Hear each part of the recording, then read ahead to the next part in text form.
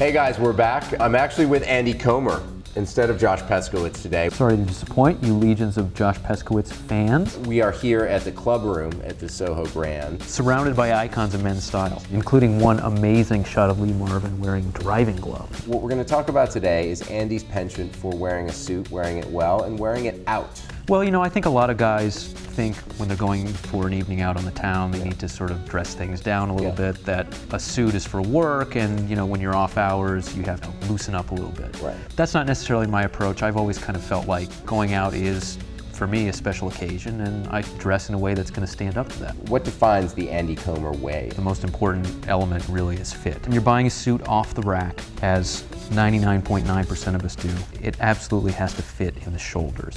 If a suit fits in the shoulders, and by fit I mean hug your shoulders, then everything else can be tweaked by a tailor. And of course, as we're always saying on Gilt Manual, finding a great tailor and making that tailor your best friend is one of the most important things a well-dressed man can do.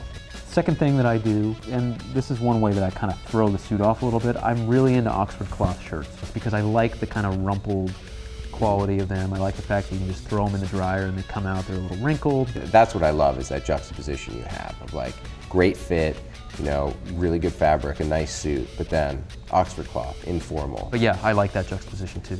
And the final thing I do to really make a suit my own is I like undercutting the formality just a little bit with the footwear. Now, I'm not a sneakers with a suit kind of guy. Same philosophy though. I pull on this pair of vintage wingtips that I bought a couple years ago. They're beat up, they're a little weathered, and I don't know, to me they just kind of add a little bit of attitude. And a tie, I mean, you wear a tie pretty much all the time. It's just that little touch that completes my look. I had the privilege of interviewing Brian Ferry, who's one of my style icons, and I asked him, Brian, I rarely see photos of you without a tie, and he said, you know, to be honest, I feel somewhat naked without a tie. I feel the same way about boxers.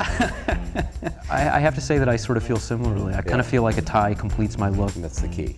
It looks like you. Yeah. Guys, thanks a lot. Andy, thank you. Thank you. And I would also like to thank Stephen Rojas and the team here at the Soho Grand. And also, if you want to put Mr. Comer's rules or your own into practice, check out Gilt Man on Friday the 18th at noon Eastern for our latest Sean Avery curated sale, which is dedicated to stuff that Sean chose that you should wear on a night out in the town.